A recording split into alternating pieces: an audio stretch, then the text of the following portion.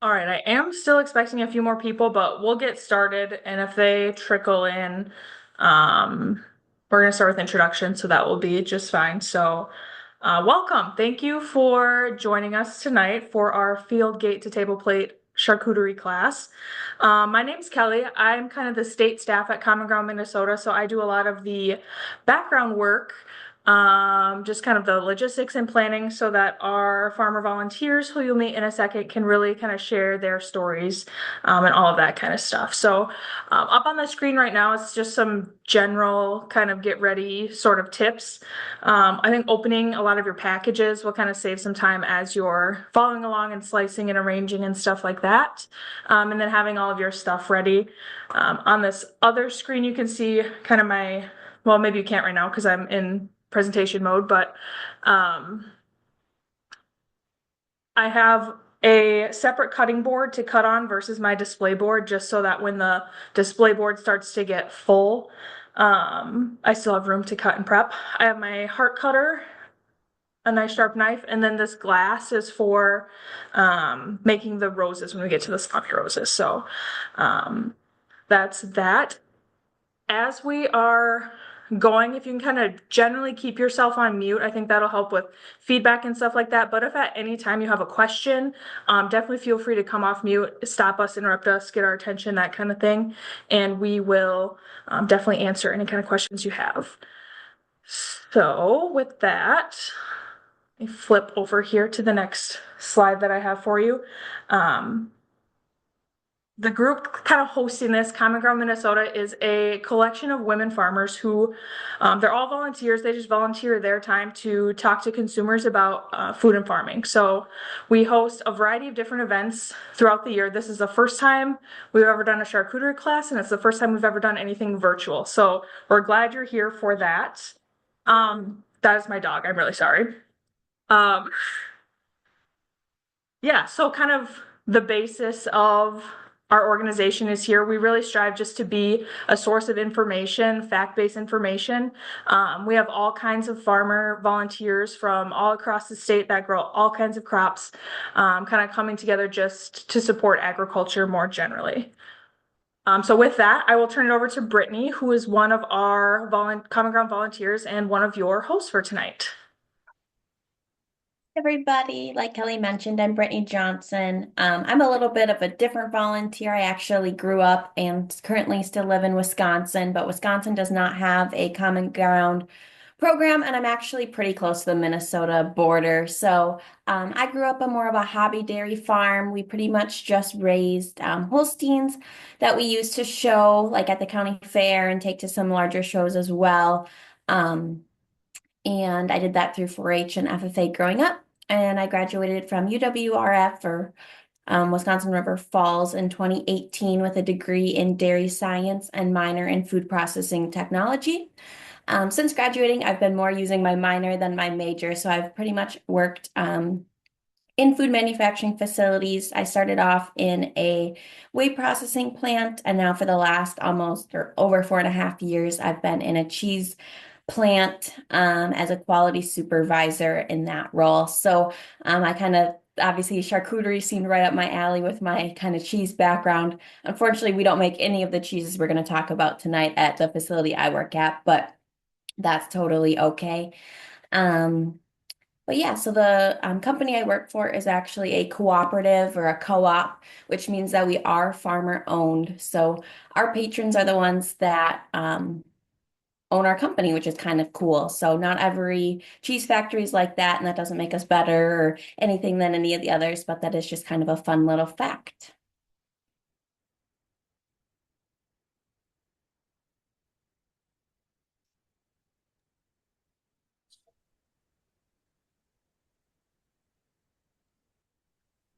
Thanks, Brittany. Hey, My single screen here is kind of clunky, so I'm flipped to Jocelyn's side. Jocelyn can go ahead and introduce herself. right. Hey guys, I'm Jocelyn and this is my mom, Marlene. Hello. We farm in Rice, Minnesota. We have we farm about 6,000 acres of crops. Our rotation is corn, kidney beans, potatoes, sweet peas, and then we do rye on our dryland corners. Most of our land is irrigated. and we also raise hogs. So today I'm representing hogs. My background is actually in accounting. I was a tax accountant for about 10 years before I came back to the farm. So I worked for 3M most recently. And now, oh my God, 9 years ago, I came back to the farm and I've been doing accounting and data analysis and all kinds of odds and ends. Yeah, but happy to be here and talking to consumers and sharing a little bit about what we do at the farm.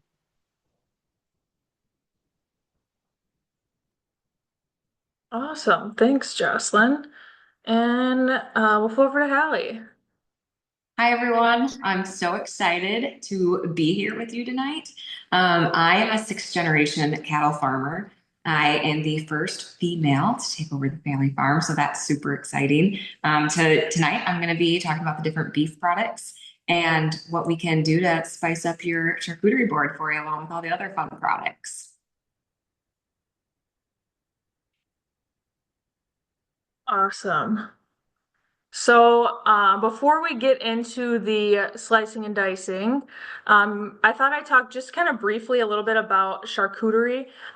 It's been all the rage the last few years, right? You see all kinds of different boards, everything from like brunch boards and candy boards to your more traditional meat and cheese boards. But the word charcuterie actually means cold cooked meats. So, we have a lot of cheese on this board. Technically, that's not charcuterie. But we're just going to roll with it because there really are no rules when it comes to charcuterie. You can do whatever you want. We're going to go through some stuff, cut things a certain way, make certain things. But if you want to do something else, that is totally fine. It is the fun is really in the process, I think. So another kind of note, I mentioned this is our first charcuterie class and our first virtual event. We're not necessarily charcuterie experts by any means. We do have, a cheese, I would say expert, a beef expert, a pork expert. But when it comes to the actual assembly of the charcuterie board, we are maybe not professionals, just enthusiasts. So with that, when you're kind of planning any charcuterie board, and when I say charcuterie, I'm talking, like meat, cheese, all that kind of stuff. Some general rules, they say a good charcuterie is balanced with a rule of threes. So 3 meats, 3 cheeses, 3 starches, and 3 accompaniments, which can be like fruits, vegetables, dips, jam spreads, things like that. We're already breaking rules right off the bat because as you saw from the shopping list, we're doing 5 cheeses and then 3 beef and 3 pork products. So we really had to lean into what our farmer volunteers raise and are good at. So it's great. Generally, when you're planning and shopping and things like that, I have kind of some of the amounts that you can reference and just use this as like kind of a starting point. So this is for just as an appetizer. So if you're only eating charcuterie, maybe you scale it up a little bit. If you are having other things besides your charcuterie board, probably scale it down a little bit. But generally for cheese and meat, you're looking for 2 to 3 ounces a person. Nuts, 2 to 3 tablespoons per person, if that's something you add to the board. Crackers and bread or any of your starches are 4 to 6 ounces. And then vegetables, 4 to 8 ounces. Dips, about a half cup per person. Again, that's just a really general kind of starting point. If you're anything like me, you're going to buy way too much, and the amount of things that you buy, you can actually probably make 3 or 4 charcuterie boards out of. And you'll probably have some extra things tonight just because our board is a little bit on the small side. Depending on how you arrange your products, if they touch, if they don't touch, if you're stacking different cheeses and things like that will all determine how big of a board that you need. Generally, if you're feeding like 4 to 6 people, you're going to want a larger cutting board, maybe something 12 by 18, a little more standard size. The one that went out in the mail was 12 by 9 inches, I believe, so it's a little bit smaller, maybe better for like a 2-person charcuterie board. But when it's all said and done, like I said at the beginning, there are no rules. You can do whatever you want. You can put whatever you want on there. You can lay it out however you want. But it's just going to be kind of a fun process. So with that, a few little things about the tools I mentioned. It'll be nice if you have a separate cutting board versus your display board to lay things out on. And then your charcuterie board, whether you got one with your $10 ticket or if you just kind of have wooden cutting boards, just in general, a couple good care tips for that is to never soak them in water or put them in the dishwasher because they'll dry out a lot. Just kind of hand wash and dry right away. If your board ever does get dried out, a good way to kind of revive it is with some food grade mineral oil. You just kind of rub it on there, let it sit for a while, and then wipe off the excess. So there's a little bit about some of the tools we'll be using tonight. And with that, yeah, kind of go from there. So we're going to start with our cheeses, and Brittany is going to kind of walk us through a lot of stuff, a lot of cool stuff about cheese. All right, thanks, Kelly. So yeah, I assembled my board ahead of time just because I'm not the best multitasker. So I figured I would put my board together, and then Kelly on the other screen will just kind of show how to cut the different things. But first I want to introduce all of these cheeses. So the first one on our list is brie, which we will be cutting into wedges. So as Kelly's doing that, I figured I could just kind of talk about the cheeses, and then I might talk about my job a little bit as well. So you'll notice that the brie comes in a paper, where I think all the other cheeses you probably picked up came in plastic. So that is very intentional. Brie does come with mold on the outside of it. That's what that white kind of, I think it's stinky, but I'm not a big brie person, material, or I don't know, ingredient, whatever you want to call it, looks like. So it is intentional. There obviously are molds that are toxic to us, but there are also molds that are not. So this type of mold that comes on the cheese is not toxic. It can be consumed. But the reason it is in paper is because obviously mold needs oxygen to continue to grow and develop and breathe, right? So that is why it's in a paper, because that makes it a little bit more breathable versus like a plastic that's really going to seal up that cheese and kind of keep anything from getting in or out of the packaging. So that's kind of just a little fun tidbit about brie. So yeah, you can cut it into wedges. It is like a semi-soft cheese. And it definitely has a very distinct flavor. I feel like it's one of those cheeses you either love it or you hate it, and there's no real in between. It is a French cheese, or was originally developed in France. Yeah. Any questions? All right. Looks like Kelly's almost done arranging that one, so we'll move on to the next cheese. So the next one is cheddar. I picked up the cranberry white cheddar from Aldi. You might have a different one. Cheddar is kind of a really interesting cheese just because I feel like it can come in a lot of different ways. This was originally, or cheddar originated in England. Cheddaring is known for stacking curd to squeeze out the whey. And then another kind of fun fact about cheddar is you might see different labels on it, like mild cheddar, medium, sharp. That actually just determines the age of the cheese. So mild is going to be your youngest, and then it kind of goes on from there, sharp being your oldest. And there are specific regulations. I don't remember them off the top of my head, and I should know this, but exactly, I think it's like 0 to 3 months is mild, and then like 3 to 6, I think, is medium, and then over 6 months, or maybe it's over a year, is when it becomes sharp and extra sharp. Another fun thing, at least in Wisconsin, there are certain cheeses that have to be graded in order to also earn those ratings. Like you'll see like grade A or double A. So cheddar is one of the cheeses that does require a licensed grader. So the facility that I work at does not produce any cheeses that do require grading. We make provolone and mozzarella, but the company I work for does have cheddar and Munster plants, which those cheeses do. So I don't have to grade cheese for my job, but some of my coworkers do. I have taken Wisconsin offers a course through Madison, and I have taken the class. So I am actually a licensed cheese grater, but it's not something that I use every day. So I had to memorize all of those ages for an exam a few years ago, but I've since lost that information. So yeah, Kelly's just kind of slicing it down and then she cut it into hearts for that one. All right, next up is the goat cheese, which I put the full log on, oops, I put the full log on my board and threw away the packaging already, but yep, I got the same one Kelly did, the cranberry and cinnamon one to add a pop of red for Valentine's Day. But goat cheese is made very similar to cow's milk cheese. It's just that the type of milk is different. So there's more than one type of mammal that can, well, all mammals produce milk, but there's multiple mammals that we use to make cheese out of. So you commonly, at least in the United States, see cow, goat, and sheep. There are other countries I've heard of like camel milk cheese and water buffalo cheese. Those obviously are not animals that are as common in the United States, but they are common in some other countries.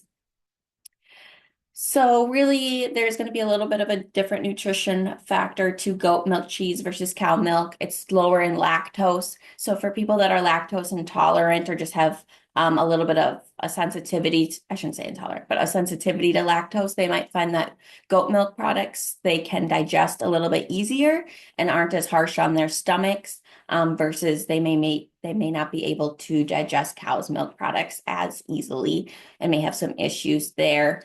Yeah, anything else about goat? Oh, the flavor. So you will notice a much sharper flavor to goat or sheep's milk cheese than you will with cow's milk. It's a lot more mild. You kind of get that, the actual technical term for it is goaty, as silly as that adjective sounds. But again, in cheese grating, there's specific words that are actually like in the vocabulary, and that is one of them. So yeah, for that one, it's going to be a really soft cheese, similar to brie. So kind of slicing it or just kind of crumbling it is probably your best options, or just allowing your guests to kind of put a cracker right into it. Next on our list is the Gouda. I wasn't able to find the same Gouda that was on the list, but from Aldi, I got this smoked Gouda cheese.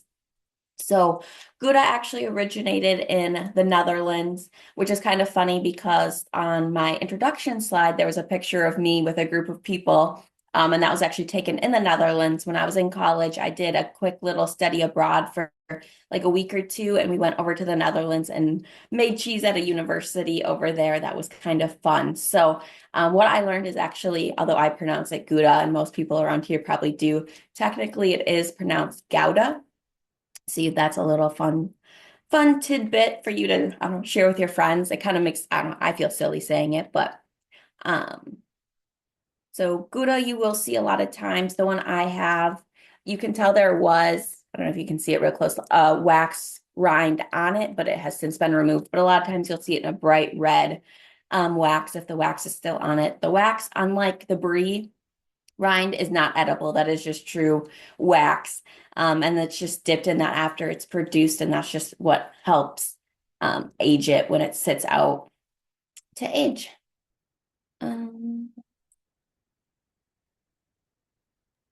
Yeah, I'll add what I'm slicing is not Gouda. I could not find any Gouda when I went cheese shopping, even though when I put the list together, there definitely was multiple Gouda options. So this is not Gouda. If yours does not look like this, that's probably a good thing. This is just some random cheese that was like kind of the same shape I was going for. So Perfect. apologies for that one, but Brittany did a great job of explaining what your Gouda pie should look like, with the fun red wax rind. So Yeah, Aldi must be running low on Gouda because yeah, the one you had on the list, I've seen at Aldi every time I've gone there. In fact, I've purchased it myself. And if you were able to get that one, I think it's like 1,000-year or 1,000-day aged Gouda, you'll notice there's almost like little crystals in it that you'll feel on your tongue. I'm blanking on, there is a scientific word for those that I'm blanking on right now. But those are supposed to be there. It's not that your cheese has gone bad. That's actually supposed to happen. I kind of like how those taste. Again, that's just a personal preference on what you like or don't like. And then two, if we wanted to go over an ingredient label, mine might not be the exact same as yours, but I did kind of want to talk about the ingredients that go into cheese a little bit. So the first ingredient on mine is pasteurized part skim milk. So pasteurized just means that the milk went through a pasteurizer. So at the facility I work at, and I would say was probably the most common type of pasteurizer, is called an HTST, which stands for high temperature short time. So the milk goes through a series of pipes and heat exchangers, and it's heating the milk up to at least 161 degrees for 15 seconds. It has to be at that temperature for at least 15 seconds to be considered pasteurized. At least in Wisconsin, I know not every state's the exact same. Again, I've only worked at plants in Wisconsin, and the Department of Agriculture has some pretty strict rules when it comes to dairy manufacturing that we have to follow. And so our pasteurizer has seals. So like there's certain parts of it that if we have to ever break a seal to fix something, like a chart recorder, for example, which is just documenting that our cheese is being pasteurized, they would have to come in and reseal, and there's extra tests we have to do if a seal's ever broken. And then twice a year, they actually come in and verify our pasteurizer. So even if there's been no issues with it, minimum twice a year, they are in our facility doing different tests on our pasteurizer to make sure everything is operating. So it's basically verifying that our cheese or our milk is being heated up to that minimum requirement temperature and for that minimum time period. Again, it's 161 degrees for only 15 seconds. And the purpose of pasteurization is raw milk, since it does come from farms, it can have bacteria that we, unlike the brie, bacteria that we don't like in it. And so it just is, the whole purpose is just to kill bacteria. That's really all it's doing. It just heats it up fast. And then we also cool it down just as fast. It doesn't sit at that temperature, the warmer temps, for very long, just because we obviously want to cool it back down, because those warmer temps are kind of breeding ground for bacteria. So that's why we want to keep it lowered back down, back below like 35 degrees. Next ingredient is salt. So that's pretty common in cheese, just that gives you its flavor profile. And then cultures. So cultures are added to basically, those are another form of good bacteria. So that's actually added in the beginning when the milk is first put into we call them vats. That is going to kind of get it to start to curdle and turn into, make the milk go from liquid into a solid.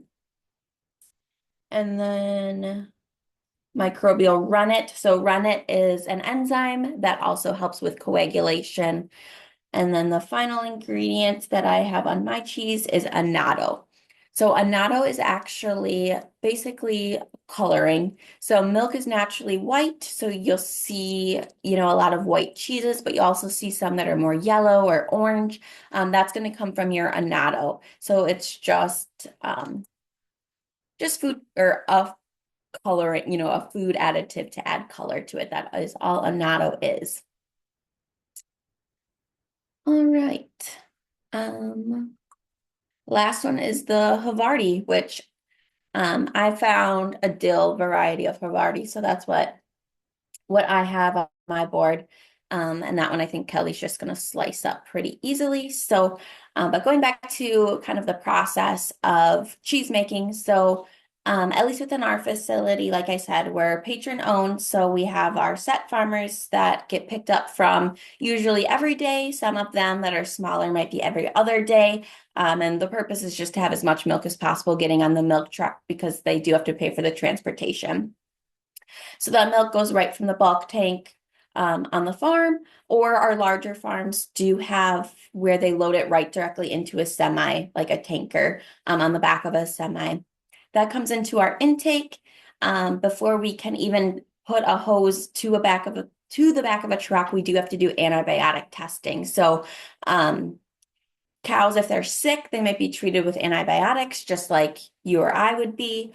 And so we don't want those getting into our food supply, just because some people do have allergies, like penicillin is a really common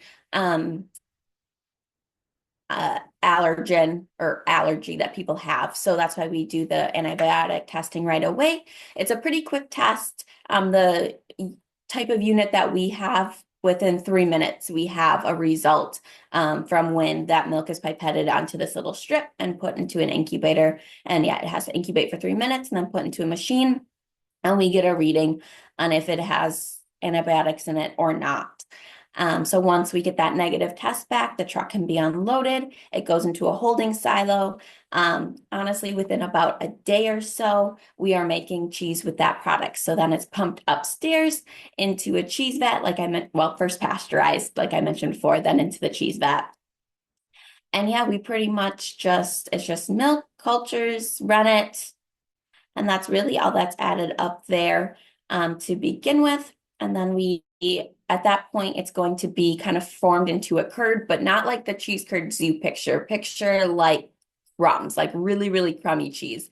That's what it looks like at first. So then it goes and it's pumped downstairs into this machine that basically lays it out on a big belt. And it's kind of really warm.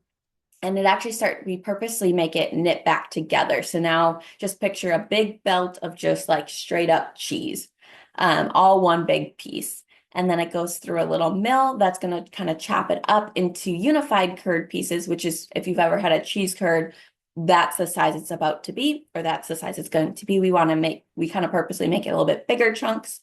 It gets heated up again in what's called a cooker. And that's where salt's also being added to it too. And whey is being pulled off the cheese as it's going through those steps as well. So it's kind of separating the curd from the whey. Whey is just a byproduct of cheese. It's really just kind of the excess liquid, and then some of the nutrients are going to be lost there too. So that's why you'll have like protein, products made out of whey or whatever. So higher protein. So it's going to lose some of the lactose, some of the protein, some of the fat. That's all, unfortunately lost, but obviously recovered in the whey. Now that whey will be repurposed or continued manufactured. Anyway, once it goes through the cooker, then it's going to be molded into the shape it's going to be, whether that's a block or a loaf. Our provolone goes into loaves, so that's just round circles, kind of looks like a log. From there, then it drops down into brine. Not every type of cheese has to go through brine, but the mozzarella and provolone both do. So brine is just salt and water. That's all it is. And so it sits up in there, which is going to absorb most of the salt that our cheese has is actually really absorbed by sitting in that way. We keep our whey really, really cold, like barely above freezing. So it also helps the cheese kind of cool down too, because when it comes out of the mold, it's still pretty warm because we do heat up or, everything prior to that process. After the milk is pasteurized, is having the cheese be pretty warm. And yeah, from the brine, then it just gets packaged, goes into a warehouse, and it's shipped out. So pretty simple process, very few ingredients. Cheese is a very healthy food as far as, especially, not the kind that has a whole bunch of additives, but just truly just a normal cheese, because it is just pretty much milk, salt, enzymes, and maybe a little bit of coloring, and that's really all there is to it. Any questions on everything I've went over?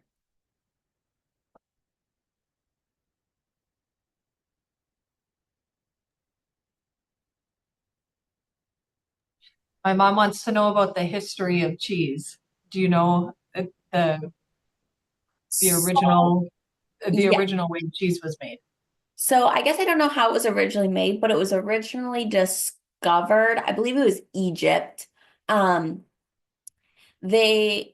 people were traveling across the desert on camelback, and they had used, for whatever reason, the stomach of a camel, or I think it was stomach of some sort of animal, maybe it was a goat, to put their milk in to store it as they were traveling across the desert. And after a while, that milk began to curdle, because actually the inside of our stomachs actually has enzymes. So you can get rennet, animal-derived rennet. Most of the rennet used today is plant-based, but originally it was an animal-derived product. And so that's how they discovered I don't know, and for whatever reason they decided to eat it. I don't know why. I can't imagine it tasted too good in that step because it's not, or at that point, because there was no salt or anything added to it, but it was just curdled milk from the enzymes inside of an animal's stomach. That's how it was first created. Not a good story, but kind of a gross story.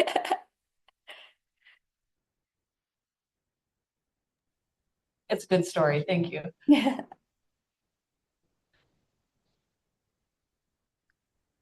Yeah, and Brittany, I actually didn't realize that most rennet is plant-based nowadays. So I learned something totally brand new today also. hmm Yeah.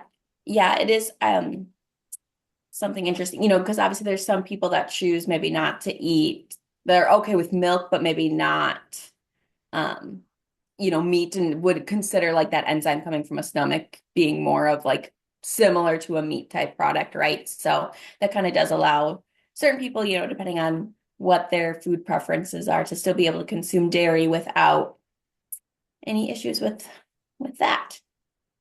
Yeah, that is super cool. Yeah. I guess while you were talking, Joelle put in the chat that the crystals that you mentioned are called calcium lactate crystals and Yes, that they are delicious. that is the thank you.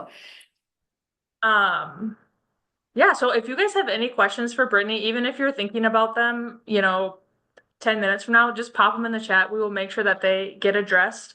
Our next product that we're going to talk about is our different pork products. Before we pop on to that, I thought I'd just kind of give a quick rundown of what I've got going on my board here. So I knew that my board was going to be smaller, which is why I didn't put the entire round of the brie on there. So just have a few slices of brie. This is the cheddar that I use with the heart-shaped cutter. This is my not Gouda, and I don't think I'm ever going to buy this cheese again because it does not slice very well. But I kind of took the triangles and then I flipped every other one so it has kind of a cool fan shape, if you can see that amidst all the crumbles.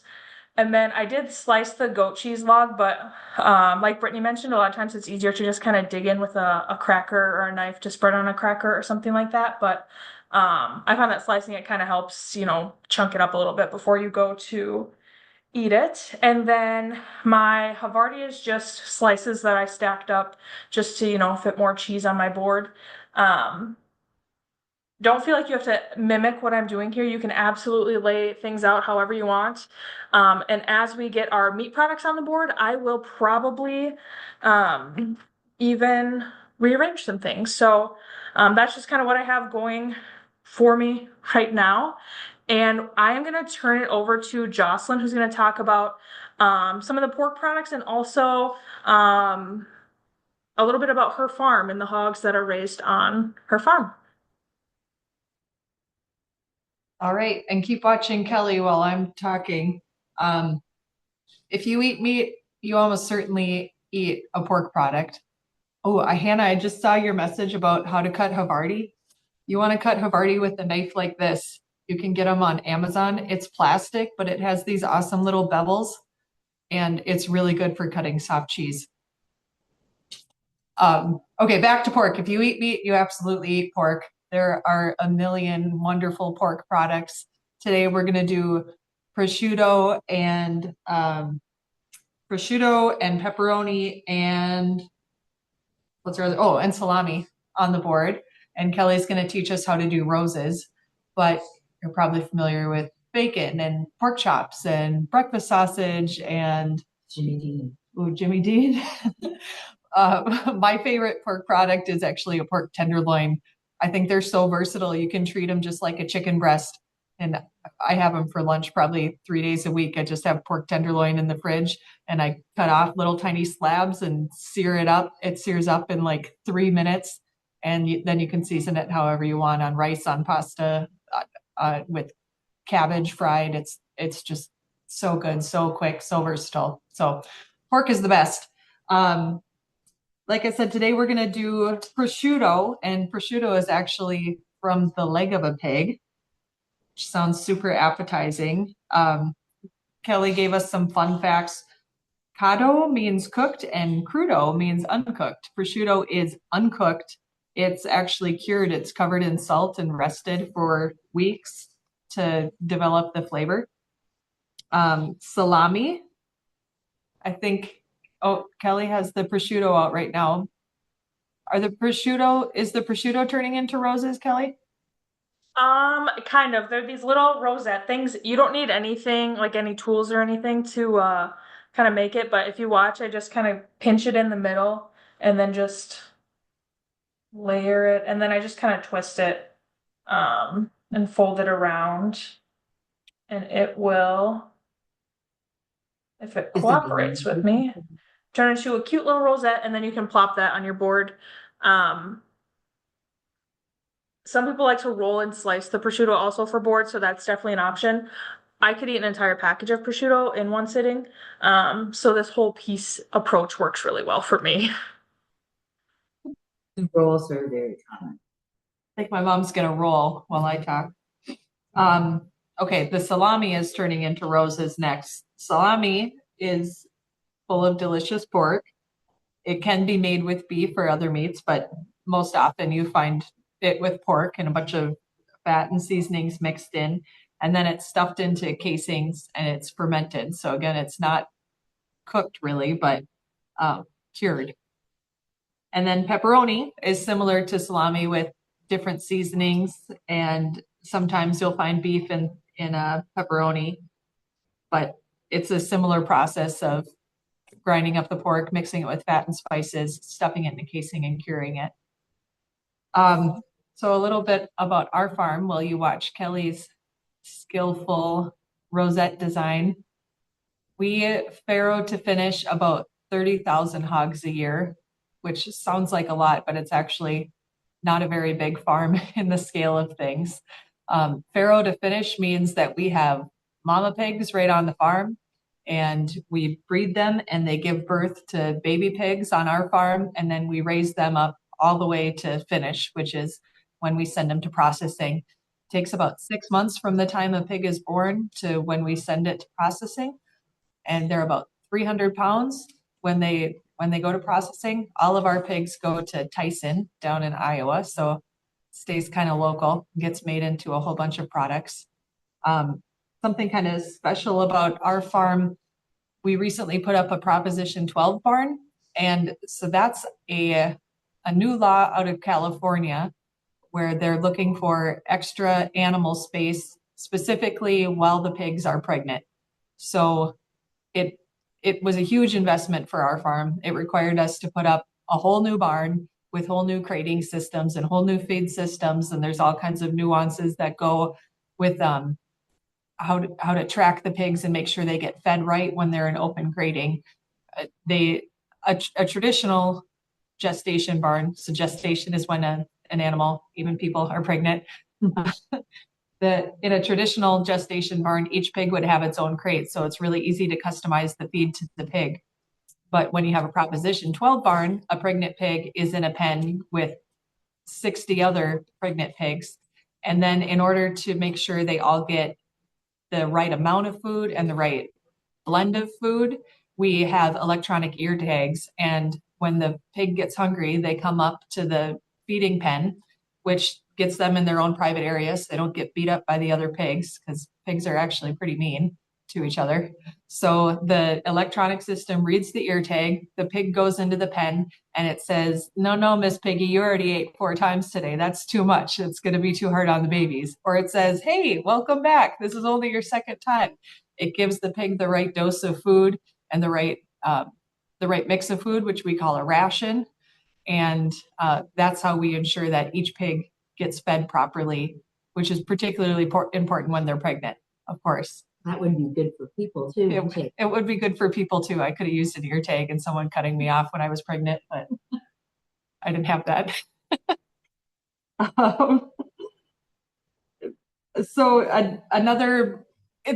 There's pros and cons with the special barn that we have, the Proposition 12 barn.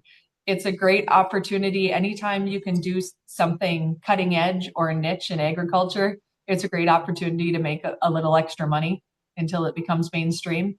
And that's part of the reason we did it.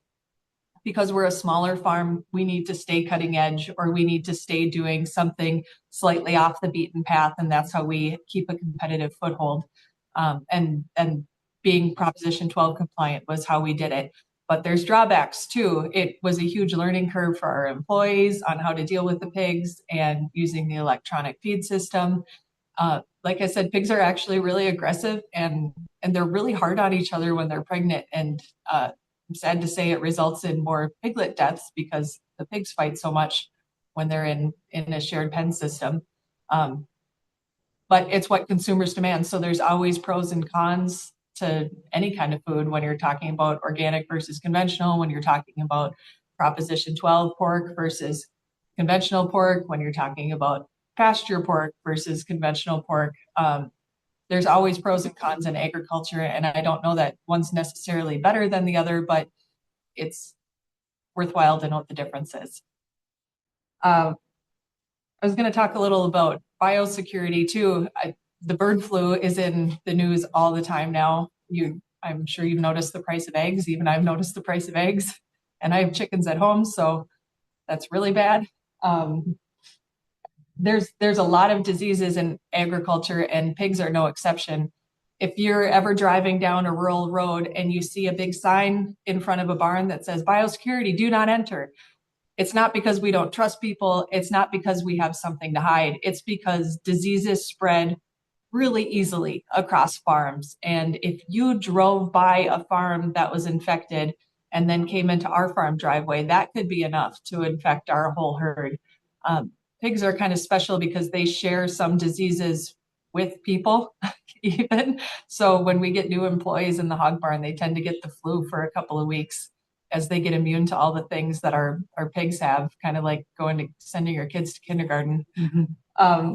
But that's why you see our barns buttoned up. That's why you see animals inside a lot of the times. If we can keep them in a climate controlled environment, we can control some of the factors that help spread disease more rapidly. So we keep them in comfortable climate controlled temperature 100% of the time. A lot of diseases can live in the dirt for a long time. So putting them in the dirt is not a good thing for large scale operations. And having strangers coming in and out of the farm at will is a bad thing for spreading disease. So just going to throw that in there since the bird flu's in the news. And if you guys have any questions about pigs or pork or how to cook a delicious pork tenderloin really quick when you have 15 minutes for lunch, you type it in the chat. I see a couple questions in the chat about just kind of what I'm doing here. I saw about the retwisting of the rosette. So I did one more, but I want to make sure to call attention to kind of how I did it. So I just pinch either side of the piece of prosciutto and kind of make sure it has some kind of layers in there. And then I just like make a twisting kind of motion with my hand and then just kind of tuck the ends around. And we've got a cute little rosette there. And then there was also a question about the type of glass to make the rose. It really doesn't matter. At least the salami I have is like greasy enough, it's high enough fat content that it won't stick to anything. So whether it's like an actual glass or if it's like a plastic glass, is fine. I'll say you probably don't want one with too much of a taper, although I use just like a pint beer glass for this one. So it makes a pretty big rose. This one's slightly smaller, and that's what I used to make this one. And that worked out just fine. But if you have something I'm thinking like martini glass would not be like a good one to use just because the shape of it is so kind of dramatic, but anything that's, relatively parallel, even this amount of taper was plenty fine. And I guess I'll just kind of talk through how I made that also, just so you have a bit of an idea. This one, I feel like the end product looks so fancy, but really all it was just layering the pieces of salami. So you take a piece and you just fold it over the half of the glass and then kind of repeat, overlap the next one. And then when you make it all the way around the glass, your next layer, kind of stick it a little bit further inside the glass, and that will give you like the kind of raised up inside. And then just go until you run out of salami or you think your rose is big enough.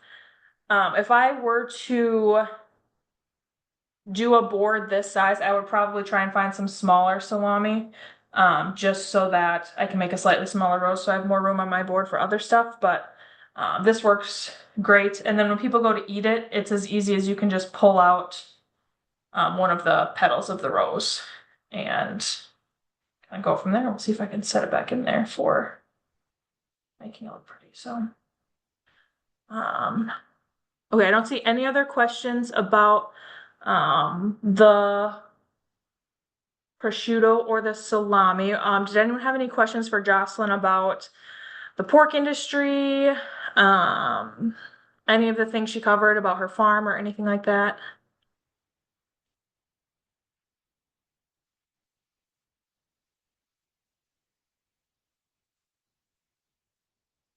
Okay, I'm not seeing anything. Same thing about the cheese. If you come up with anything at any time, pop it in the chat and we will make sure it gets addressed.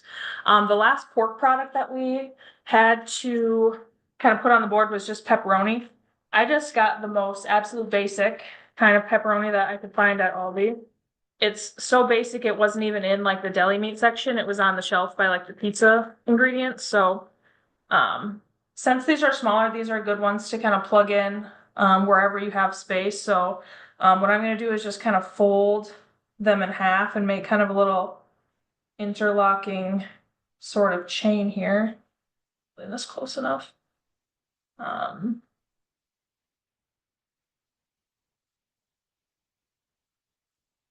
So just kind of fold it in half there, and then I'll just set it kind of in between there.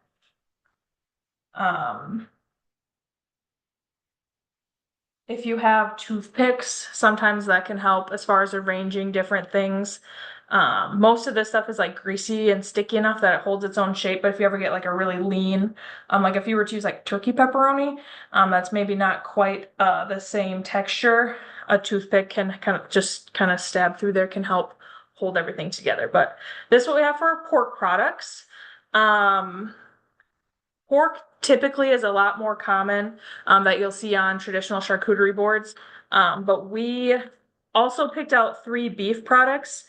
They're relatively simple products, I would say. There are some really fancy different types of beef, but I wanted everyone to be able to find these in like a average grocery store. So with that, I will turn it over to Hallie's going to talk a bit about the beef industry, some of these beef products, and all of that.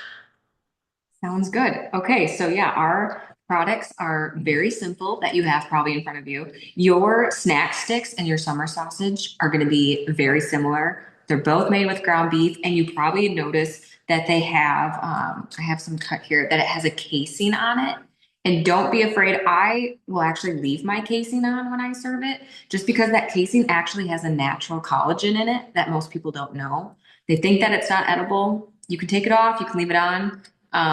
The summer sausage and the snacks mix that I have in front of me are, one has cheesism. That's pretty common to find cheese within them. And actually my summer sausage actually has like cranberries and wild rice.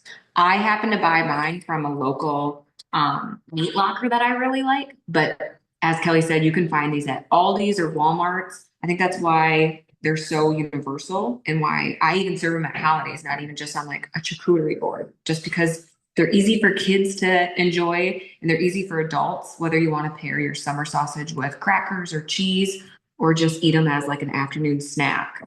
Most of your summer sausage and snack sticks are going to have about 10 to 15 grams of protein in them.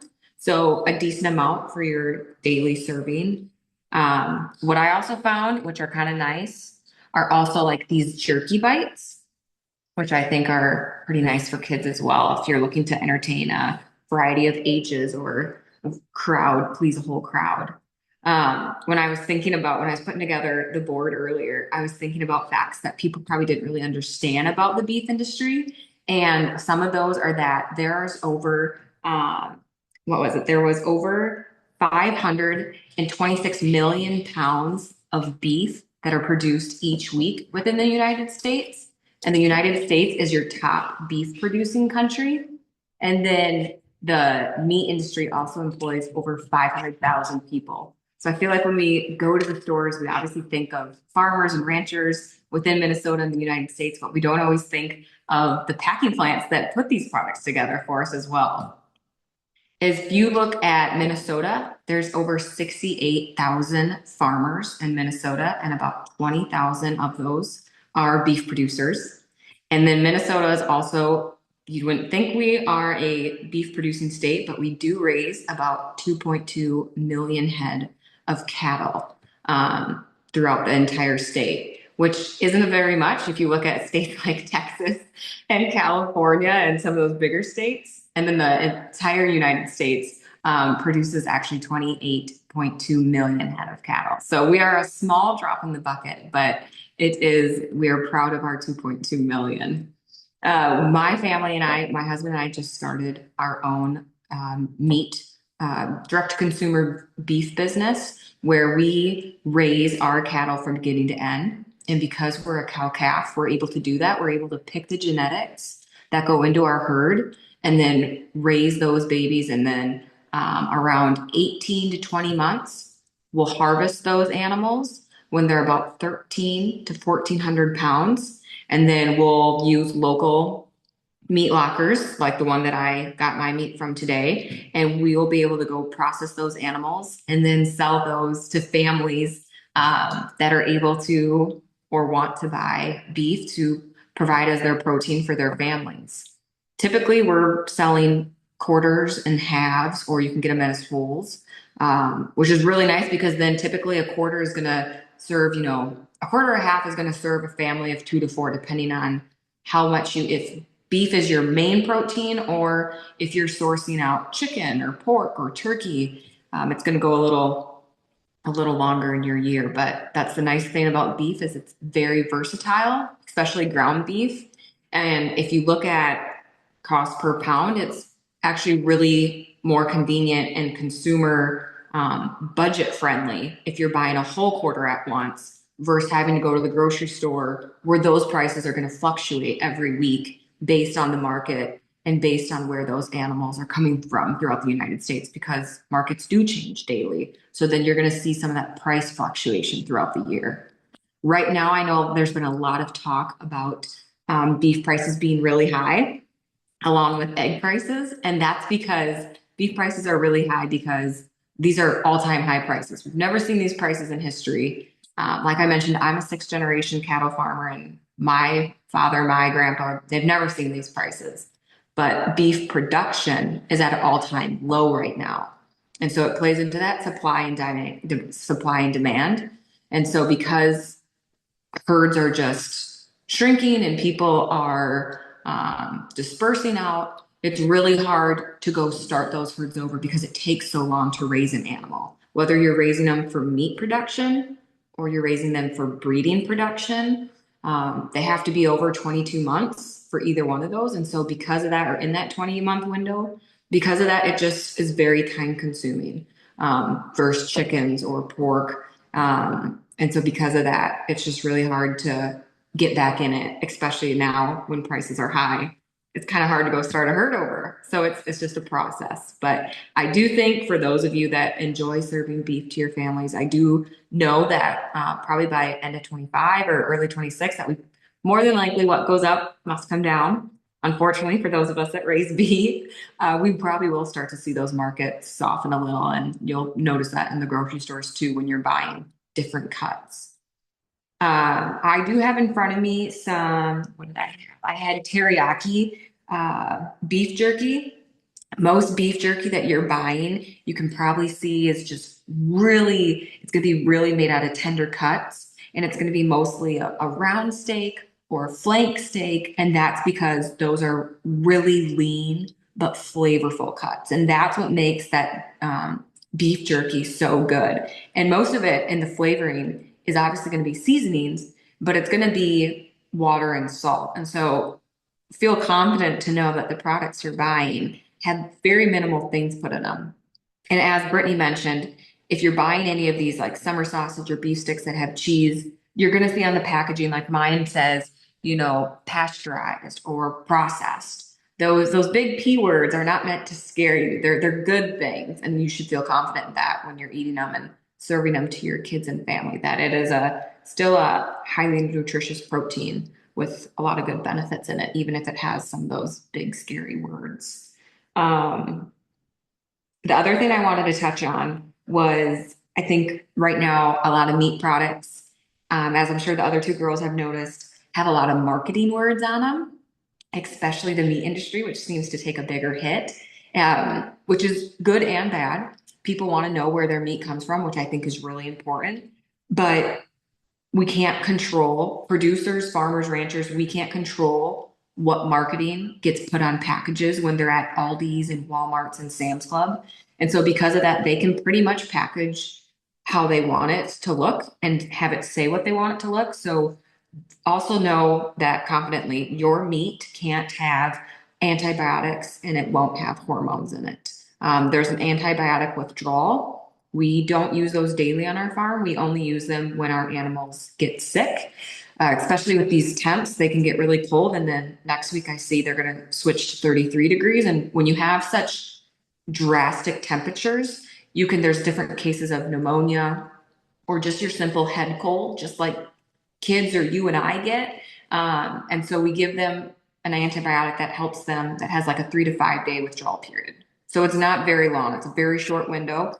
And all animals have to be free of those before they can go through those processing plants, whether you're taking them to a really large JBS that you see sometimes on the interstates, or if you're taking them to the local meat lockers, they will have to be free of those. So although they say on the packaging hormone free and antibiotic free, they wouldn't have to say that. They have to be regardless. And so don't let those big words scare you. Feel good that those animals were treated humanely and wouldn't have those in it regardless of the marketing on them.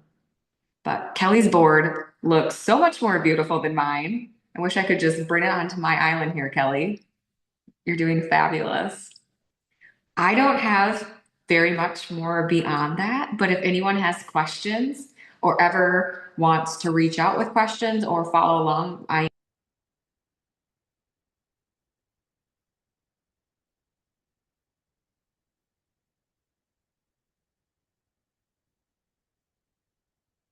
Looks like maybe we lost her.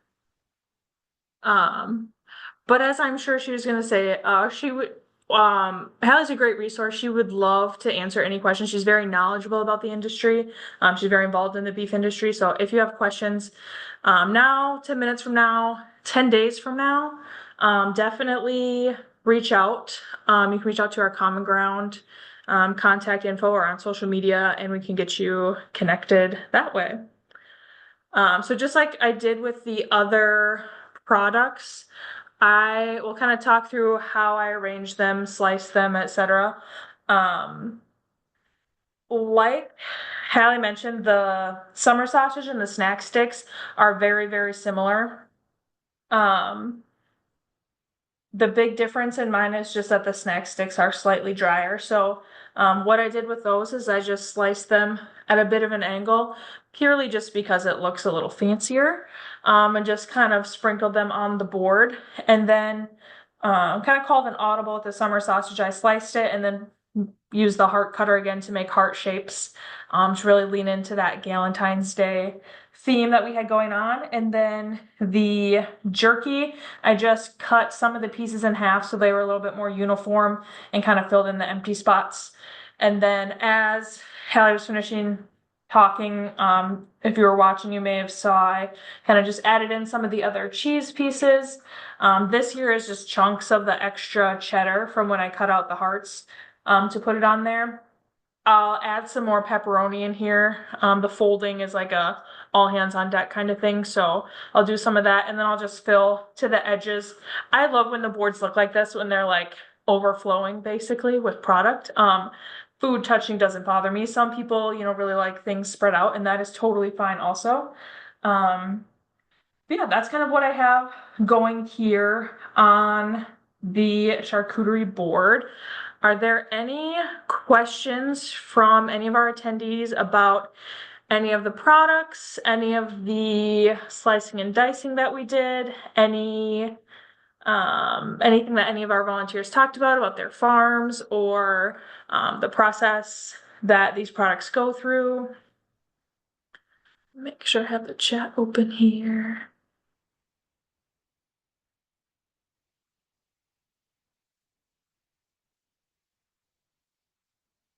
Okay, we are wrapping up then kind of to the end. As you're finishing your boards, I would love if you wanted to take a picture of your board. If you post it on social media and just tag us. On Instagram, it's at CommonGround Min, MINN. Just so we can see kind of all of the things that you put together as we were going through the class today. I touched briefly on what Common Ground was at the beginning, and then I believe my dog interrupted us with her barking. But I just wanted to kind of reemphasize, you met 3 of our volunteers here tonight.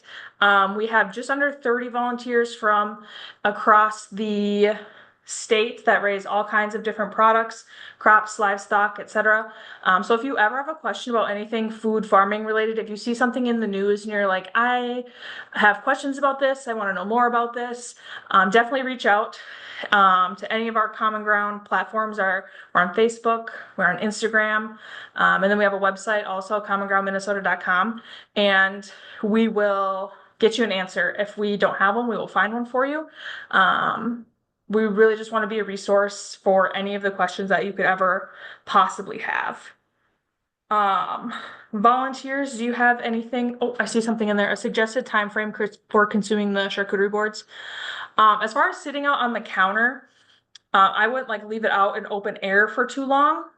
But like what I plan to do with this, I already ate supper tonight, so I will not be eating this. I'm gonna put it inside a big Tupperware and slide it into our fridge. And it'll definitely be a quality before, or like it'll like the cheese will get hard on the outside, stuff will get dried out before it'll be like unsafe to eat. Brittany, do you have anything to add as far as like general cheese safety Yeah. Yeah, I guidelines? was gonna say, like Kelly said, I think you'll have quality defects before you have food safety defects. Ideally, all these products were probably tested for micros that commonly are associated with them. So, like for example, cheese that we make at our facility, every single piece of cheese is tested for yeast mold, E. coli, coliform, Salmonella, Listeria, and staph. And we have one customer that requires EB testing. So those are all very common with dairy products. Every single lot that we produce is tested for all of those things before we send them out. So they really shouldn't have anything in them. Obviously, as they're sitting out, that's when they're going to get exposed once they're out of packaging. But yeah, an hour or two, I wouldn't worry about it. Obviously, out in the sun, probably not that long, but on your kitchen counter, an hour or two, and it's going to be just fine. But it'll, like Kelly said, dry out before it really becomes unsafe for you to consume.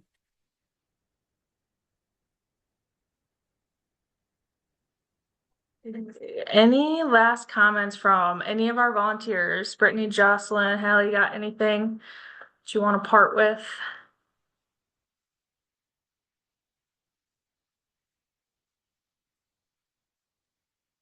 Thank you for joining in. And we love connecting with people who eat food. We're people who eat food, and we don't have any secrets on our farm. We love talking about it. So I hope to see you reaching out, and I hope you guys all have a safe Valentine's Day.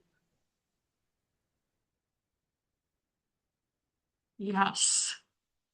Yes, definitely reach out, follow us on social media. I will put a plug in for our next event that we have coming up on March 18th at it's Cooks Bellacourt, I believe. It used to be Cooks of Crocus Hill. We are doing a cooking class. And I mentioned at the start of this, we are not charcuterie board professionals. The cooking class will be led by a professional chef. So if we left something lacking today, next month maybe you can we can redeem ourselves with you. After this meeting, I'm going to send out a survey just about the class. It's super short. I think it's 4 or 5 questions. Should only take, minutes, if not seconds. we mentioned this is our first virtual class, so we kind of want to get some feedback on what you liked, what you didn't like, if they'd be interested in doing stuff like this again, and all of that kind of stuff. So keep an eye out for that email, and actually I'll plug it in the chat here before we leave in case if you want to click the link. And I do believe, let me put it in here. I can't multitask that well. Okay, there it is. And that is really all I have for you all tonight. I hope you enjoy your charcuterie boards. I can't wait to see pictures. Please, please definitely post them. I'm very excited, and so are volunteers who led and hosted tonight are kind of excited to see how they turned out. So with that, happy Valentine's Day. Happy early Valentine's Day. Have a great night.